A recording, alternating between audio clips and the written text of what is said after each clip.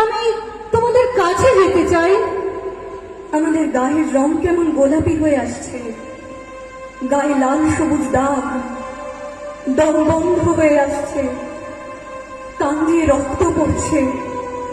আমি রাজাকে বলবো, এই অন্ধকার আকাশে ধ্রুবতারাটিকে চিনিয়ে দাও। চুপ করো, ফিরে এসো তোমরা। আমি যে বড় একা হয়ে যাচ্ছি। দম বন্ধ, চোখ অন্ধকার। চুপ করো তোমরা, ফিরে এসো।